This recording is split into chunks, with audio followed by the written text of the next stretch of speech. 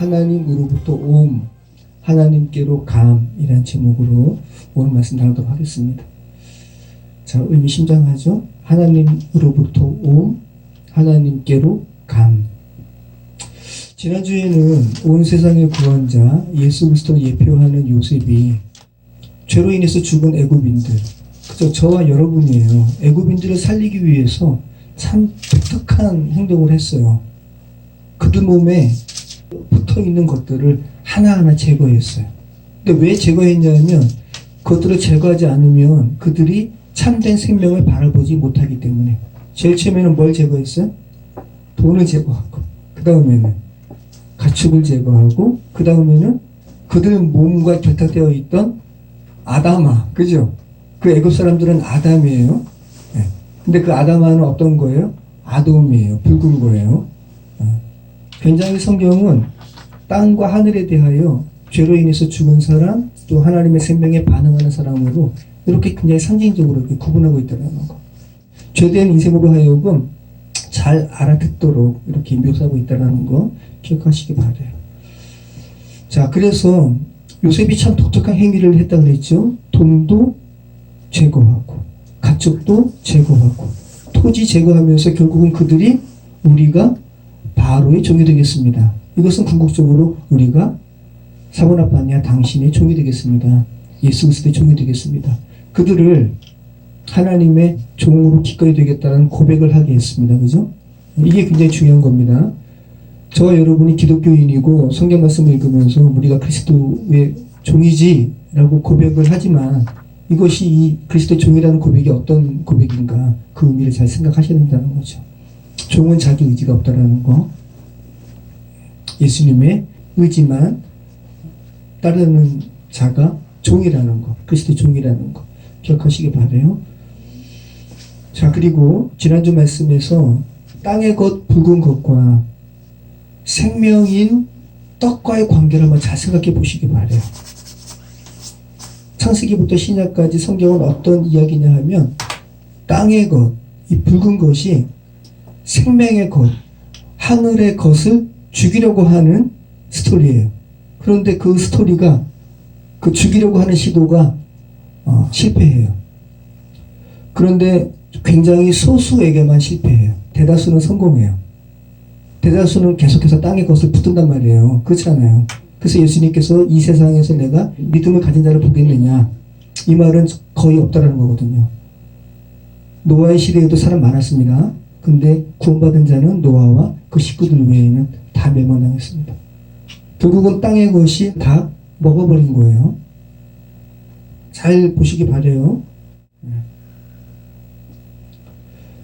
그래서 이 붉은 것, 아돔을 추구한 에서의 별명이 에돔이 되었죠. 에돔의 후예가 헤롯 대왕이에요. 헤롯 왕이에요. 이두메라 그러죠. 이두메가 그 에돔 사람이라는 의미입니다. 자, 이두메 헤롯이 그죠, 아기 예수님을 죽이려고 했죠. 생명의 떡으로 오신 예수님을 죽이려고 했어요. 그런데 실패했습니다. 계속 성경은 그 이야기라는 거. 땅의 것을 추구했던 그죠, 농사꾼 가인이 목축하는 자 아벨을 죽이죠. 다시 한번 굉장히 소수만이 이 붉은 것으로, 땅의 것으로 하늘의 것을 사는 이 행위를 성공한다는 거, 그것을 생각해 보시기 바랍니다. 야곱은 그것을 알았습니다. 그래서 땅의 것으로, 붉은 것으로 하늘의 것, 장자권을 산 거예요. 그리고 그것을 굉장히 주께서 귀하게 보시는 거예요. 당연한 거 아니에요? 그죠? 여러분이 하나님이시라면 하늘을 사모하는, 그래서 기꺼이 붉은 것과 하늘의 것을 바꾸는 이에게 그 권리를 주지 않겠습니까? 그죠? 그 권리를 받은 거죠. 이 권리가 뭐예요? 상자권이에요. 근데 에서는 그 하늘의 것을 경홀히 여겼잖아요. 그죠? 당연히 나중에 울며 통곡했지만 그것을 다시 받지 못했죠. 자, 지난주 말씀이었습니다. 굉장히 중요한 부분이죠. 자, 오늘은 우리가 같이 읽어봤는데 유언 같죠, 유언. 요셉이 유언하고 있잖아요. 그죠? 근데 본격적인 유언은 다음 주부터 살펴볼 창세기 48장부터 유언이 나옵니다. 자, 그러면 오늘 본격적인 유언을 하기 전에 야곱이 요셉에게 특별한 부탁을 하고 있다는 거. 거기에 대해서 우리가 좀 초점을 맞추는 오늘 본문입니다. 자, 우리 27절 한번 읽어보겠습니다. 이스라엘 족속이 애굽 고센 땅에 거주하며 거기서 생업을 얻어 생육하고 번성하였더라. 네. 참 창세기는 참 너무 특별한 책인데 창세기 초반을 후반부에서 이렇게 반복을 해요. 특별히 그 오늘 제가 지금 이 말씀 제가 읽으면서 제가 지금 이렇게 초반부를 후반부에서 반복한다라고 이야기하고 있잖아요. 어떤 부분일까요? 지금 제가 읽은 27절 9절에서 생육하고 번성하였더라. 그죠? 생육과 번성은 어디에 나와요? 그렇게 창세기 1장에 나와요. 1장에 창조기사에 한번 읽어보실까요? 창세기 1장 22절로 28절 22절 한번 읽어볼게요. 22절 읽겠습니다. 하나님이 그들에게 복을 주시며 이르시되 생육하고 번성하여 여러 바닷물에 충만하라 새들도 땅에 번성하라 하시니라. 자, 생육과 번성 나왔습니다. 자, 창세기 1장 28절 같이 한번 읽어보시죠. 하나님이 그들에게 복을 주시며 하나님이 그들에게 이르시되 생육하고 번성하여 땅에 충만하라 땅을 정복하라 바다의 물고기와 하늘의 새와 땅에 움직이는 모든 생물을 다스리라 하시니라. 자, 우리가 창세기 1장을 살펴봤을 때 창조기사를 살펴봤습니다. 창조기사는 여러분 물리적인 창조를 이렇게 논증하려고 쓰여진 책이 아니에요. 물리적으로 하나님께서 창조하셨다는 것은 하나님께서 특별히 성경 말씀으로 기록하지 않으셔도 이 세상이 말하고 있어요. 자, 성경 창세기 1장의 이 창조기사는 구원의 기사예요. 이것을 그대로 요한복음 1장에서 서술하고 있어요. 네. 빛이 있으라 하시며 빛이 있었고는 단순히 물리적인 암흑에 그냥 물리적인 빛이 선포된 것이 아니라 죄로 인해서 죽은 이들에게 빛이 있으라 하시니 빛이 있었고 라는 말씀이에요. 자, 창조기사에서 가장 많이 나오는 단어가 생육과 번성이라는 거. 여기서 이 생육하며 라고 번역된 단어가 파라예요. 파라. 열매 맺는다 라는 거예요. 결실이 풍부하다 라는 의미입니다. 자, 여러분 죽음에서 생명으로 회복된 것도 정말 놀라운 건데 그죠? 네. 여러분이 죄로 인해서 죽었어요. 전혀 소망이라고는 생각할 수도 없는데 그 가운데에서 생명으로 회복시키신 것도 놀라운데 이제 번성하라 라는 말씀까지 하시는 거예요. 놀라운 말씀이라는 거죠. 존재됨이 무엇인지 알 수도 없는 상태에서 창조되고 구원으로 회복되고 열매 맺음까지 이렇게 말씀하고 있다는 거 잘 생각해 보시기 바라요. 자, 이 파라가 또 어디에 쓰입니까? 창세기 17장 6절. 내가 너로 심히 번성하게 하리니 내가 내게서 민족들이 나게 하며 왕들이 내게로부터 나오리라. 여기서 이 번성하게 하리니 요게 생육하며 번성하리라고 할 때는 파라와 라바인데 여기서는 이 번성이 라바가 아니라 파라예요. 파라를 생육이라고도 번역을 했고 또 여기서는 또 번성이라고도 번역을 했어요. 파라예요. 파라. 자, 하나님께서 오늘 창세기 17장 6절에 내가 너로 심히 번성하게 하리니 라고 말씀하신 이 본문은 어떤 상황에서 나온 말씀일까요? 네, 창세기 17장 말씀인데 하나님께서 99세 된 아브라함에게 아들을 주시겠다라고 말씀하시는 거예요. 그의 아내 사라는 경수도 끊어졌고 아브라함은 지금 99세 할아버지예요. 생명으로 이야기하면 죽은 몸이에요. 죽은 몸에서 내가 너 번성하게 할 거야 라는 것은 뭐예요? 죄로 인해서 죽은 자들이 생명으로 살아나는 것과 똑같은 거예요. 그 다음에 번성은 또 이 파라는 어디서 나올까요? 이사야 11장 1절 같이 읽겠습니다. 이새의 줄기에서 한 싹이 나며 그 뿌리에서 한 가지가 나서 결실할 것이요. 이 결실할 것이요. 이것도 파라예요. 파라. 그러니까 파라라는 단어를 생육으로도 번역을 했고 번성으로도 번역을 했고 또 결실로 번역을 했어요. 열매 맺는 거 아니에요? 결실은 그죠? 네. 자, 이새가 누군데요? 다윗의 아버지. 그죠? 예수 그리스도의 육적 조상 다윗의 아버지죠. 이새 뿌리에서 한 싹이 나고 그 뿌리에서 한 가지가 나서 결실할 것이요 파라할 것이요 라는 거예요. 그러니까 이것은 메시아에 대한 예언의 말씀인데 죄로 인해서 멸망할 수밖에 없고 구원의 소망은 꿈도 꿀 수 없는 인류를 구원하시는 메시아에 대한 예언의 말씀에 이 파라가 쓰이고 있다는 거. 자, 그리고 이사야 45장 8절에도 이 파라가 쓰였습니다. 한번 볼까요? 같이 읽겠습니다. 하늘이여 위로부터 공의를 뿌리며 구름이여 의를 부을지어다. 땅이여 열려서 구원을 싹트게 하고 공의도 함께 음돋게 할지어다. 나 여호와가 이 일을 창조하였느니라. 자, 우리나라 말은 너무 단어가 정말 풍부해요. 그죠? 어떻게 파라를 이렇게 다양하게 번역을 했는데 여기 싹트게 하고 이 파라예요. 결실 맺고 그죠? 생육하고 번성하고 싹트게 하고. 그러면 제가 음돋게 할지어다는 뭘까? 이 음돋게도 파라일까? 음돋게는 파라가 아니더라고요. 차마흐라는 단어인데 아무튼 여기서는 싹트게 하고 파라입니다. 유대인들이 이스라엘 백성들이 바벨론의 포로가 되었단 말이죠. 전혀 구원이라고는 소망을 가질 수도 없는 그 상태에서 이사야가 예언하는 거예요. 구원을 싹트게 하고. 자, 그리고 번성하다, 이 파라와 함께 쓰인 라바, 생육하고 번성하다. 오늘 본문도 파라와 라바가 함께 쓰였거든요. 27절 말씀, 이스라엘 족속이 애국 고센 땅에 거주하며 거기서 생업을 얻어 생육하고 파라예요. 번성하였더라. 라바예요. 네. 그리고 창세기 1장에 이렇게 많이 쓰였고 생육과 번성. 자, 그리고 또 생육과 번성이 함께 쓰인 구절이 어디냐면 창세기 8장 17절. 창세기 8장 17절 여기 생육과 번성이 다 나왔습니다. 파라와 라바가 같이 읽겠습니다. 너와 함께한 모든 혈육 있는 생물 곧 새와 가축과 땅에 기는 모든 것을 다 이끌어내라. 이것들이 땅에서 생육하고 땅에서 번성하리라 하시네.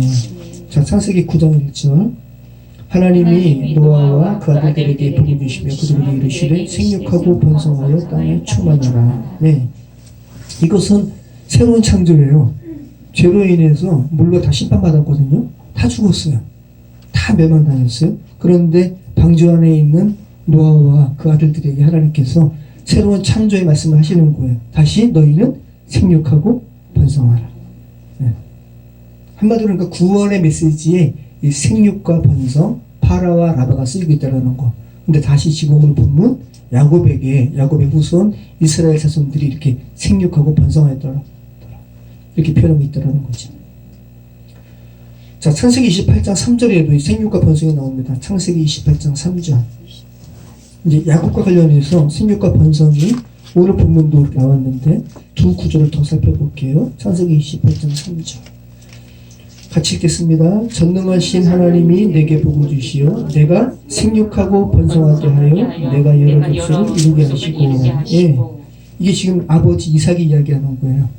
야곱이 장자권 빼앗았잖아요. 그죠? 그러니까 에서가 야곱 죽이려고 해요. 이삭이 야곱을 바단 아람으로 보내면서 한 말이에요. 자, 그런데 지금 야곱 입장에서는 이 축복이 얼마나 좀 이렇게 현실성 없는 축복 같을까요? 그죠? 장자권을 하나님께서 장자권 사모해가지고 장자권을 자기가 샀는데 결국은 형 에서에게 미움받아가지고 좀 도망치는 신세가 되었는데 아버지 이삭은 생육과 번성을 이야기하니까 얼마나 멀게 느껴지는 축복이에요. 네. 한번 생각해 보시기 바라요. 창세기 35장 11절 다시 한번 또 이 생육과 번성을 말씀하세요. 하나님께서 야곱에게 읽어볼게요. 하나님이 그에게 이르시되 나는 전능한 하나님이라 생육하며 번성하라. 한 백성과 백성들의 총회가 내게서 나오고 왕들이 내 허리에서 나오리라. 자, 이 구절은 어떤 상황에서 이 구절이 나오냐 하면 창세기 35장에서는 야곱이 엄청난 슬픔을 겪는 부분 아니에요. 야곱의 딸 디나가 겁탈당하고, 그죠? 자신의 아들들은 세겜 족속을 다 진멸하고 너희의 모든 우상들, 우상 신상들 다 가져오라 라고 하면서 땅에 파묻고요. 그리고 베델로 올라가자 라고 하는 그 상황이거든요. 그러면서 베델로 올라가는 여정 가운데 유모가 죽죠. 유모의 이름은 뭐였죠? 드보라. 드보라인데 다바르네요. 그죠? 모음 기호가 없으면 다 히브리어는 자음밖에 없어요. 원래는. 그러니까 다바르가 말씀이에요. 그러니까 몽학 선생, 그죠? 야곱을 이스라엘로 회복시키는 과정 가운데 말씀으로 양육했던 유모 드보라가 죽고 그 시기에 이러한 상실감이 있는 시기에 또 하나님께서 말씀하시는 거예요. 생육하고 번성하라. 그리고 오늘 본문에서 또 생육과 번성이 나온다는 거죠. 그러면 다시 한번 여러분이 한번 생육과 번성과 관련된 말씀을 이렇게 다 살펴봤는데 생육과 번성이 지금 본문에서 어떻게 좀 쓰이고 있다는 거예요. 창세기 말씀에서. 단순히 물리적인 생육과 번성이 아니죠. 그죠? 하나님으로 인해 살아난 교회의 생명력과 관련해서 생육과 번성, 파라와 라바가 쓰이고 있다는 거. 근데 지금 오늘 본문에서 생육과 번성이 지금 어떻게 나오고 있어요? 이스라엘 족속이 애굽 고센 땅에 거주하며 거기서 생업을 얻어 생육하고 번성하였더라. 물리적으로 이렇게 이스라엘 백성들이 이렇게 증대했다라는 것으로 먼저 생각하지 마시고 지금 애굽 사람들은 하나님의 생명력을 비웃어요. 땅의 것을 추구하는 사람들이에요. 그 사람들로 가득한 세상에서, 그죠? 하나님의 생명력을 비웃는 그 세상에서 이스라엘 사람들에게 주님께서 생육과 번성을 허락하셨다는 것을 여러분 기억하시기 바라요. 하나님께 눈에 보이지 않는 영혼에 대한 것을 붙들고 살아가는 이들을 땅의 것을 추구하는 사람들은 비웃고 그런단 말이죠. 근데 그 가운데서 하나님과 연결된 교회의 풍성한 생명력에 대해서 말씀하고 있더라고요. 자, 우리 28절 우리 같이 읽겠습니다. 28절입니다. 야곱이 애굽 땅에 17년을 거주하였으니 그의 나이가 147세라. 네. 야곱이 애굽 땅에 17년을 거주했다는 소리는 야곱이 죽은 줄만 알았던, 그죠? 11번째 아들 요셉과 몇 년 동안 같이 산 거예요? 애굽에 와서 17년. 자, 여러분 잘 생각해 보시기 바래요. 야곱이 사랑하는 요셉과 가나안 땅에서도 17년 살았어요. 요셉이 17세에 애굽에 팔려온 거예요. 그러니까 지금 놀라운 하나님의 은혜가 있는 거죠. 그죠?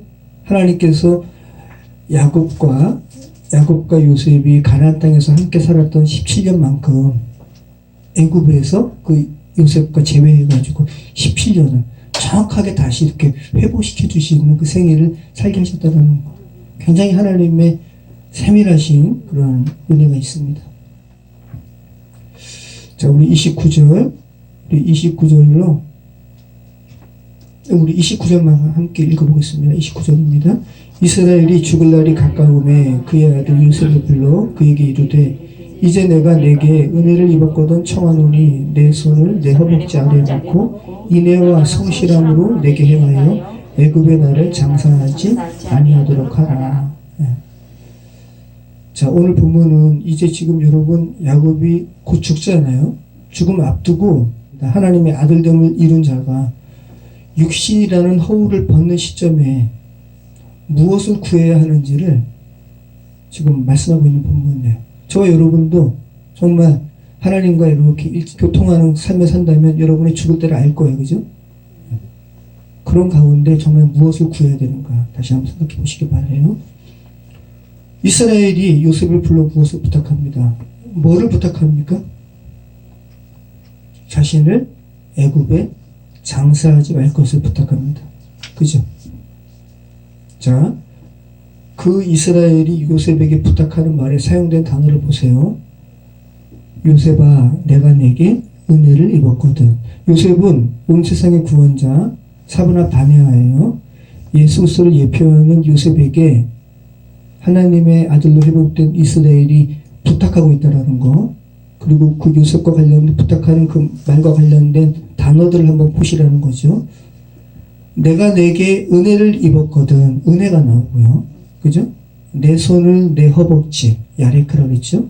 야레크 아래에 놓고 인애가 나오고 그 다음에 성실함으로 애굽에 장사하지 말아다오. 이렇게 부탁하고 있어요. 아까 이야기한 것처럼 이 야레크는 내 허벅지 아래에 놓고 야레크라고 했잖아요. 생명의 근원. 그러니까 성경에 어떤 사람이 손을 그렇잖아요. 여러분 허벅지에다가 손을 놓고 기도하는 거, 생명의 근원에다가 손을 놓고 기도하는 게 단순한 기도는 아니죠. 성경에 계속 두 번밖에 안 나와요. 오늘 본문과 또 한 본문은 어디예요? 아까 드린 말씀처럼 아브라함이 자신의 아들 이삭의 아내를 구하게 하려고 애굽이 아닌 밧담 아람으로 보내가지고 자신의 친지에게 보내가지고 처자를, 자신의 자부될 사람을 구해오라고 노종에게 시킬 때, 부탁할 때 노종이 아브라함의 여기에 야레크에 손을 놓고 기도하는 거예요. 창세기 24장 2절로 4절 같이 읽겠습니다. 아브라함이 자기 집 모든 소유를 맡은 늙은 종에게 이르되 청하건대 내 허벅지 밑에 내 손을 넣어라. 내가 너에게 하늘의 하나님 땅의 하나님이신 여호와를 가리켜 맹세하게 하노니 너는 내가 거주하는 이 지방 가나안 족속의 딸들 중에서 내 아들을 위하여 아내를 택하지 말고 내 고향 내 족속에게로 가서 내 아들 이삭을 위하여 아내를 택하라. 네. 자, 보세요. 이거 여러분 기억나시죠? 이 말씀이 지금 어떤 말씀이에요? 지금 창세기 우리가 살펴보면서 계속 하나님의 약속을 받은 사람들은 그 자신의 아들의 신부를 계속 친지들에게 가서 구하는 행위를 하고, 이 세상에서 하나님의 은혜를 거부하는 이들은 그 땅 가운데서 아내를 아무렇게나 취하는 것을 우리가 보게 돼요. 대표적으로 야곱의 형인 에서가 가나안의 여인들과 통혼하잖아요. 자, 여러분 신부를 구하는 게 뭐죠? 자신의 아들의 자부를 구하는 거잖아요. 그러면 자신의 아들의 자부를 구하는 것은 결국은 뭐를 구하는 거예요? 시죠. 네, 생명을 구하는 거예요. 그죠? 그럼 여러분 잘 생각해 보시기 바래요. 지금 야레크에 손을 놓고 기도하는 본문이 창세기, 구약 성경에 딱 두 번 나오는데, 처음은 어떤 본문에 나오는가? 생명의 탄생과 관련된 부분에 손을 놓고 기도한다고요. 야레크. 생명의 시작과 관련된 부분에 야레크에 손을 얹고 기도하는 부분이 나온다고요. 그리고 오늘 본문은 자신의 죽음을 앞두고 나를 애굽 땅에 장사하지 말 것을 부탁하는 부분에 사모나파 내가 요셉으로 하여금 손을 야레크에 놓고 얹고 기도하게 하고 있죠. 생명의 시작과 생명의 마지막에 야레크와 관련된 이 두 본문이 나오고 있다는 거. 그럼 다른 말로 하면 오늘 제목 삼은 거잖아요. 하나님으로부터 옴에 대한 부분과 하나님께로 감에 대한 부분에 야레크에 손을 얹고 기도하는 이런 기사가 나오고 있다는 거. 시작과 끝 부분에 이 야레크와 관련된 기사가 나오고 있다는 거 여러분 기억하시기 바래요. 그럼 결국은 여러분 보세요. 시작과 끝, 그죠? 그럼 똑같이 그 부분에 야레크와 관련된 부분이 나온다는 것은 시작과 끝이 서로 연결되어 있다는 거죠. 근데 이 부분을 그 불교적인 해석으로 그럼 결국은 순환되는 건가? 이렇게 해석하시면 안 돼요. 오늘 야곱과 관련돼서 제일 처음에 창세기 1장에 나오는 생육과 번성 나왔죠? 그리고 후반부에 다시 이제 생육과 번성 나오는 거 아니에요. 그 중간에 어떤 것이 있었는데요. 타락, 인간의 타락. 그 타락에 대한 하나님의 회복. 기독교적인 세계관은 여러분 직선적인 세계관이에요. 순환이 아니라. 그래서 다시 생명의 근원과 근원으로 돌아가는 부분에 있어서 그냥 맴맴 도는 순환이 아니라 중간에 인간의 타락, 그리고 예수 그리스도의 십자가 사건으로 인한 회복, 그리고 다시 그 과정을 거친 후에 다시 근원으로 들어가는 부분이라는 거.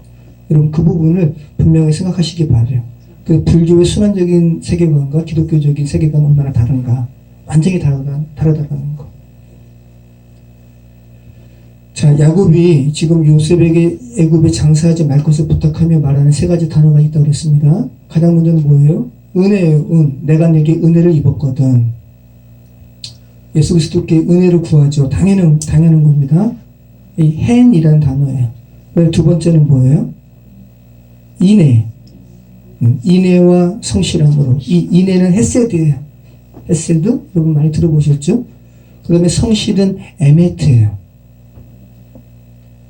자, 여기서 이 은혜라고 번역된 헨이라는 단어가 성경에 처음 등장한 본문이 창세기 6장 8절이에요. 그러나 노아는 여호와께 은혜를 입었더라. 죄로 인해서 물론 다 심판받을 때 노아는 여호와께 은혜를 입었더라. 근데 이것이 하나님께서 편협하게 노아만 딱 구별해가지고 노아만 살리시는 그런 행위를 의미하는 바가 아니라고 그랬잖아요. 이 원문은 노아가 하나님의 눈에서 은혜를 찾았더라. 아이들은 자기의 부모가 자기를 이렇게 훈육할 때 그냥 혼나지 않아요. 눈을 봐요. 부모의 눈을. 아, 정말 이 엄마라는 사람이, 이 아빠라는 사람이 내가 미워서 때리는 건 아닐 거야. 노아가 그랬다라는 거예요. 노아가 죄로 인해서 다 멸망시키는 이 상황 가운데 노아만큼은 하나님의 눈에서 은혜를 찾으려고 했다라는 거예요. 이게 바로 그러나 노아는 여호와께 은혜를 입었더라 라는 이 원문이에요. 지금 죄된 세상을 살아가는 사람들은 모두 하나님에 대해서 오해해요. 어떻게 이 세상을 창조한 신이라는 분이 어떻게 당신이 창조한 이 세계를 또 이렇게 멸망시켜? 말도 안 돼. 오해한단 말이죠. 아, 나 그런 하나님 안 믿을래. 그런데 노아만큼은 그런 가운데 하나님의 눈에서 은혜를 추구했다. 은혜를 발견했다. 이게 헨이에요, 헨. 자, 인애라고 번역된 단어는 헤세드인데 자비, 연민, 인자함으로 번역된 단어예요. 자, 창세기 19장 16절에 가장 먼저 나오거든요. 자, 성경에서 어떤 단어가 가장 먼저 쓰이는 것을 살피는 것은 굉장히 중요하다고 그랬잖아요. 그 단어의 의미를 그 본문의 상황이 설명하고 있으니까 창세기 19장 16절 같이 읽겠습니다. 그러나 롯이 지체하매 그 사람들이 롯의 손과 그 아내의 손과 두 딸의 손을 잡아 인도하여 성 밖에 두니 여호와께서 그에게 자비를 더하심이었더라. 네. 소돔과 고모라가 멸망하는데 그대로 있으면 다 죽는데 롯이 지체하는 거예요. 롯은 빨리 나가고 싶은데 그의 아내와 두 딸이 지체하는 거죠. 또 사위들은 또 거부하고. 그러니까 하나님께서 그대로 이 사람들이 있으면 아브라함을 기억하사 롯을 구출하셨어요. 그죠? 네. 그래서 롯의 손과, 자, 여기 두 명이 갔잖아요. 그죠? 두 명이 갔기 때문에 양쪽 손에 천사 두 명이, 한 사람은 롯의 손, 또 한 사람은 아내의 손, 나머지 또 손이 다 비고 있잖아요. 그죠? 두 딸의 손을 각각 잡고 이끌어 나온 거예요. 여기에 이 말씀에 그 아내 롯의 손과 그 아내의 손과 두 딸의 손을 잡아 인도하여 성 밖에 두니, 이 이유가 뭐라고요? 여호와께서 그에게 자비를 더하심이었더라. 이 헤세드예요. 여기 처음 나와요. 헤세드가. 그러니까 헤세드의 가장 원초적인 의미는 그대로 두면 멸망당할 수밖에 없는 인간을 주께서 긍휼히 여기사 구원하신다라는 이 본문에 가장 먼저 헤세드가 쓰이고 있다라는 거.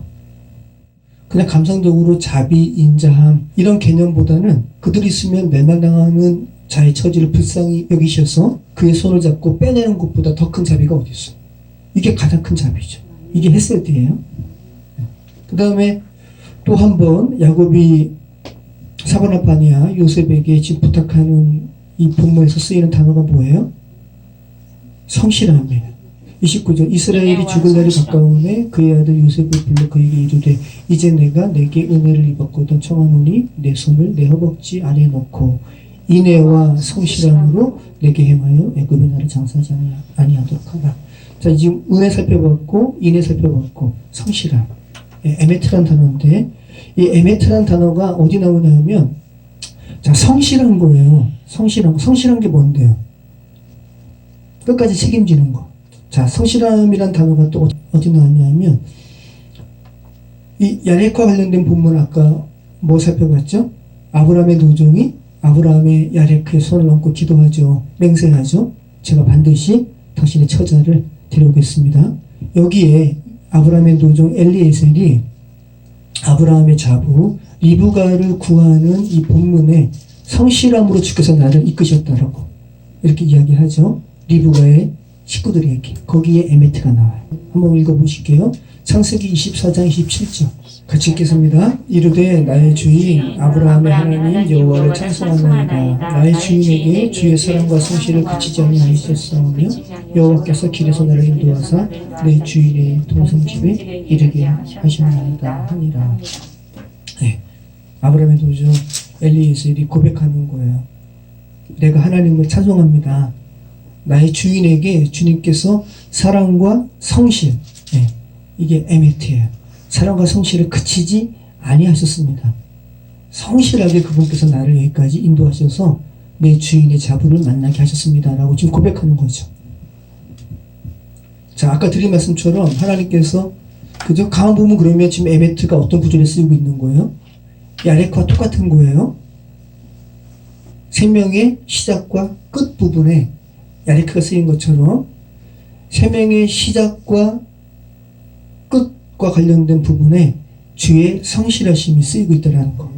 그 에메트는 여기 히브리어 한번 주보 한번 보세요. 여기 에메트가 지금 어떻게 해서 에메트냐면 여기 옆에 자음 있잖아요. 히브리어 자음 알렙이 이응이에요. 이응 발음 알렙. 그 다음에 중간 보면 맴 있죠. 맴 영어로 M이에요. M 발음. 우리 미음 발음. 근데 히브리어 문자가 우리나라 미음과 비슷해요. 맴 매. 그 다음에 투는 뭐예요? 맨 마지막 글자예요. 타부. 네, 타부. 그래서 히브리인의 이 사상의 성실은 에메트는 처음과 중간과 끝까지 아주 일정함을 이야기할 때 이 에메트 성실이 이렇게 쓰이고 있는 거예요. 이 에메트가 또 헬라어로는 알레테이아로 번역이 되거든요. 또 신약에서는 이 알레테이아가 진리로 번역이 되었어요. 주의 진리는, 주의 성실은 히브리적 관점에서 처음과 중간과 마지막까지 변하지 않는 것이 진리예요. 그리고 주의 성실이에요. 의미하는 바가 있죠? 하나님께서는 저와 여러분을 구원하시는 데 있어서 처음과 중간과 끝까지 신실하실 거예요. 문제는 여러분이죠. 저와 여러분도 그 하나님 앞에 처음과 중간과 끝까지 신실할 수 있는가? 자, 이 세상 어떤 사람이 처음부터 끝까지 변하지 않을 수가 있을까? 그죠? 저와 여러분 결혼하실 때 주례 선생님이 검은 머리 하셨잖아요. 그죠? 근데 얼마나 중간중간 안 사랑해요. 그러니까 정말 이 에메트, 정말 성실은 누구만이 하실 수 있는 거예요? 하나님만. 네. 그래서 이 은혜, 그리고 헤세드, 인애, 그리고 에메트, 성실은 하나님의 성품을 드러내는 단어예요. 그래서 구약 성경에 하나님의 성품을 드러낼 때 이 단어들이 많이 사용돼요. 출애굽기 34장 6절. 이게 지금 모세가 저 하나님 좀 보고 싶습니다 라고 했을 때 너 나보고 죽는데 라고 하면서 바위 틈에 감추시고, 그래서 모세가 바위 틈에 몸을 이렇게 돌렸을 때 하나님께서 모세에게 지나가시면서, 자 읽어볼게요. 여호와께서 그의 앞으로 지나시며 선포하시되 여호와라 자비롭고 은혜롭고 노하기를 더디하고 인자와 진실이 많은 하나님이라. 여기에 은혜, 인자, 진실 다 나오죠. 자, 시편 40편 10절. 자, 이런 하나님의 성품을 안 하나님의 사람들은 이런 하나님의 성품을 증거해야죠. 그죠? 자, 보시죠. 시편 40편 10절 같이 읽겠습니다. 내가 주의 공의를 내 심중에 숨기지 아니하고 주의 성실과 구원을 선포하였으며 내가 주의 인자와 진리를 많은 회중 가운데에서 감추지 아니하였나이다. 아멘. 그 여러분 잘 아시는 시편 117편 2절. 그냥 여러분 아실 거예요. 우리에게 향하신 여호와의 인자하심이 크시고 여호와의 진실하심이 영원하미로다. 할렐루야.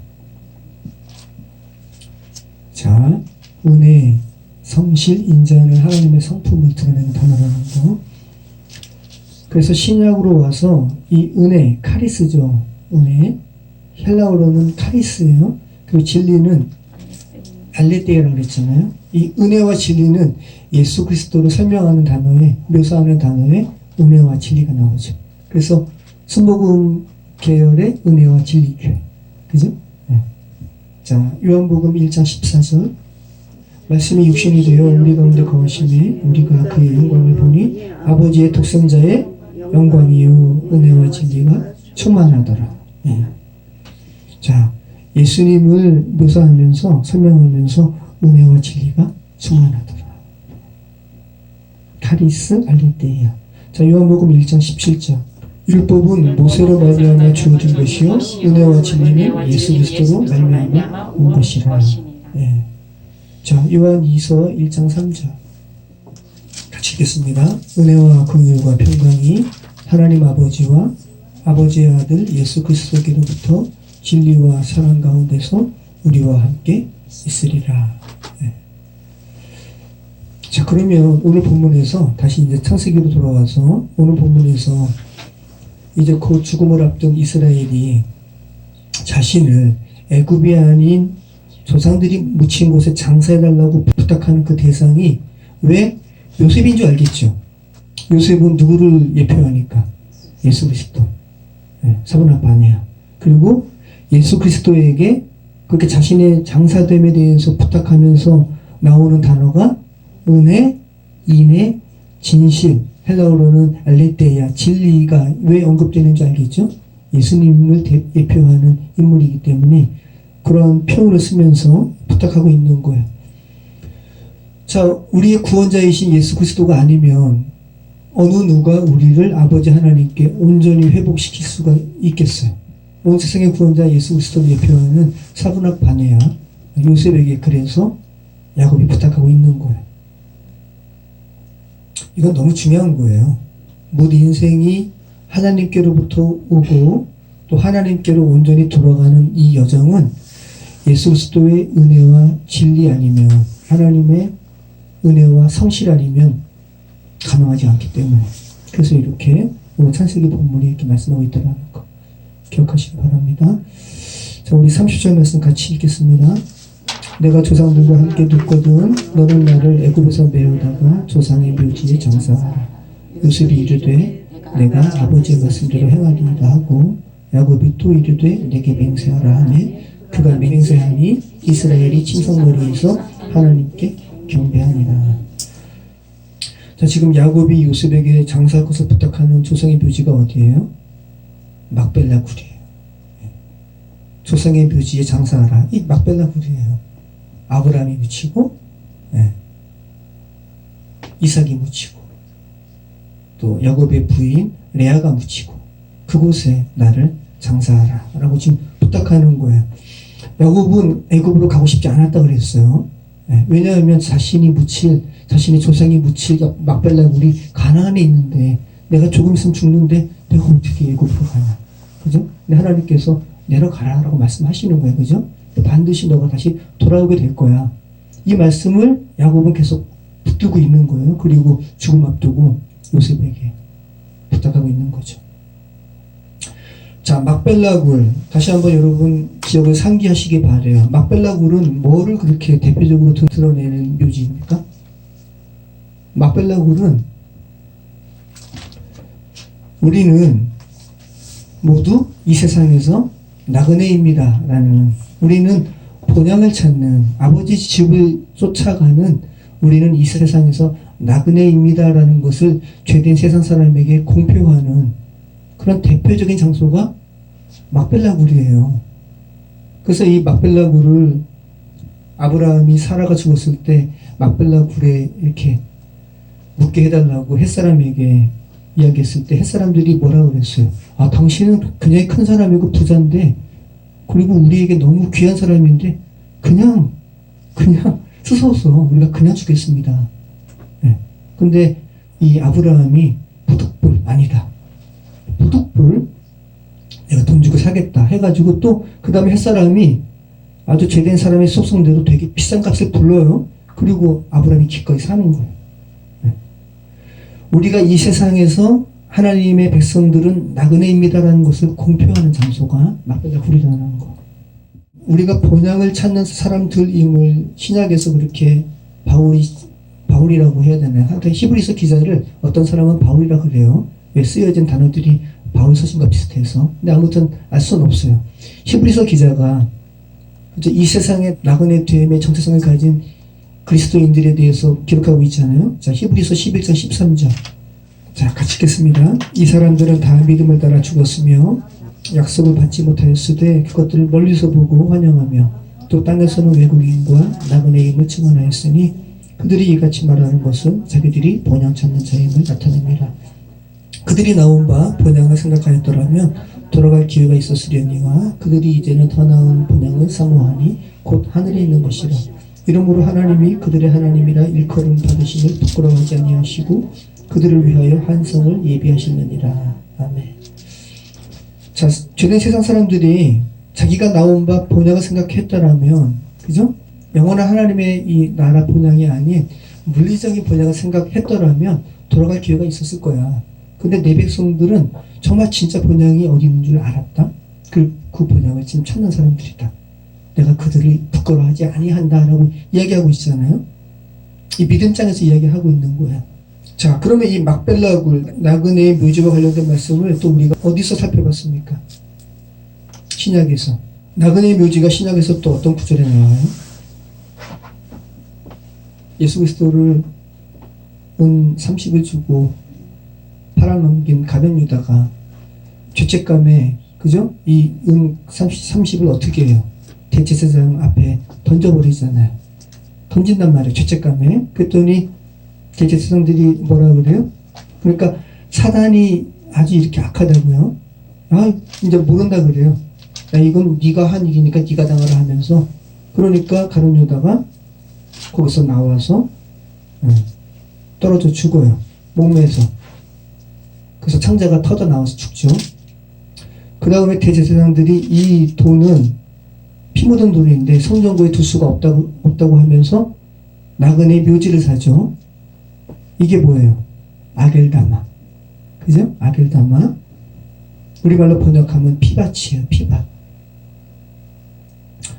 자, 우리를 구속하신 예수 그리스도의 피값으로 사신 그 땅의 이름이 하필이면 나그네의 묘지라는 거. 그럼 기억하시기 바래요. 한번 읽어보시죠. 마태복음 27장 4절로 10절. 자, 같이 읽겠습니다. 이르되 내가 무죄한 피를 팔고 죄를 범하였도다 하니 그들이 이르되 그것이 우리에게 무슨 상관이냐 내가 당하라 하거늘 유다가 오늘 성소에 던져놓고 물러가서 스스로 몸에 죽은지라. 제 제사장들이 그 은을 거두며 이르되 이것은 피값이라 하고 성전구에 넣어둠이 옳지 않다 하고 의논한 후 이것으로 투기장의 밭을 사서 나그네의 묘지를 삼았으니 그러므로 오늘날까지 그 밭을 피밭이라 일컫느니라. 자, 사도행전 1장 18절. 이 유다의 죽음과 피밭에 대해서 또 누가가 또 이렇게 다른 시각으로도 해석하죠. 그러니까 유다의 죽음에 대해서 이 두 가지 본문을 합치게 되면 몸에서 죽었어요. 그 다음에 떨어졌어요. 그리고 창자가 터진 거예요. 자, 같이 읽겠습니다. 이 사람이 불의의 삭스로 밭을 사고 후에 몸이 곤두박질하여 배가 터져 창자가 다 흘러나온지라. 이 일이 예루살렘에 사는 모든 사람에게 알려져 그들의 말로는 그 밭을 아겔다마라 하니 이는 피밭이라는 뜻이라. 자, 나그네의 묘지 막벨라 굴에서 이렇게 다시 신약, 그러니까 구약과 신약은 이렇게 연결되어 있다고요. 예수님의 죽으심, 나그네의 묘지, 아겔다마까지 이렇게 연결되었습니다. 그러니까 지금 오늘 우리가 살펴본 말씀이 상징하는 바가 뭐예요? 말씀하는 바가 뭐예요? 예수님의 피값으로 사신 성도는 본향을 추구해야 되고, 그죠? 본향을 추구하는 사람들은 이 세상에서 나그네고, 나그네이기 때문에 이 세상에서 그들은 다 무슨 묘지에 들어가게 돼요?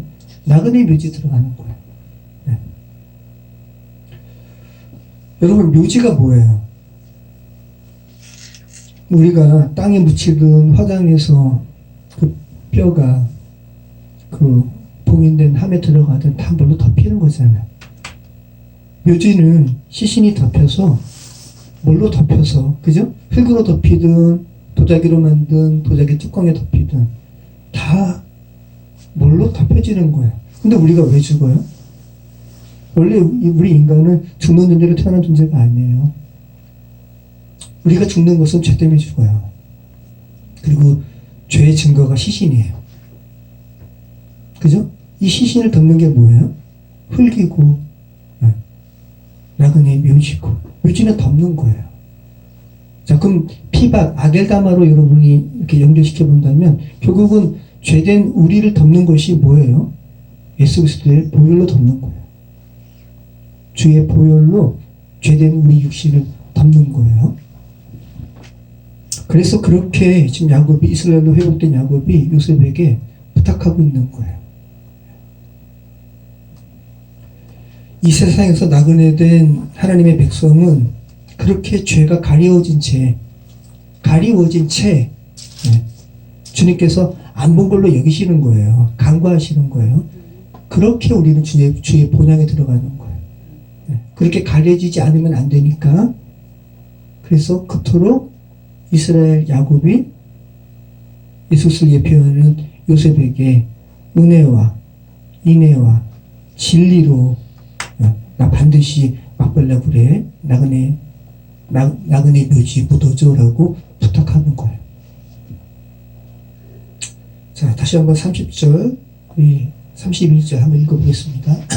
내가 조상들과 함께 눕거든 너는 나를 애굽에서 내어다가 조상의 묘지에 장사하라. 요셉이 이르되 내가 아버지의 말씀대로 행하리이다. 야곱이 또 이르되 내게 맹세하라 하매 그가 맹세하니 이스라엘이 침상머리에서 하나님께 경배하니라. 자, 이게 죽음의 마지막을 앞두고, 근데 실질적으로는 더 이제 유언하고 죽는데 아무튼 얼마나 엄숙합니까? 정말 모든 사람의 죽음이 정말 이렇게 하나님께서는 마지막을 맞이하기를 바라실 거예요. 요셉에게 이야기하잖아요. 요셉, 나를 애굽에서 메어다가 조상의 묘지에 장사하라. 그렇게 하겠습니다. 맹세하라. 그죠? 맹세하니 야곱이 어떻게 해요? 하나님께 경배해. 쏴하라는 단어예요. 쏴하. 몸을 굽히고 절을 하는 거예요. 하나님께. 여러분 한번 그림 그려보시기 바래요. 한 인생의 마지막으로서 얼마나 아름답고, 그죠? 얼마나 엄숙하고 얼마나 거룩한 장면입니까? 그리고 얼마나 다행입니까? 그죠? 이렇게 육신의 마지막을 준비할 수 있다면 그 사람은 정말 복받은 사람입니다. 정말 우리가 하나님으로부터 왔고 하나님께로 가야 함을 아는 사람은 이러한 마지막을 추구하고 또 이러한 마지막을 주님께서 허락하시겠죠. 모쪼록 저와 여러분의 이 세상의 마지막 모습이 이런 야곱과 같은 엄숙하고 거룩한 모습으로 이렇게 마지막을 장식하는 그러한 삶의 어떤 순간이 있기를 축원합니다.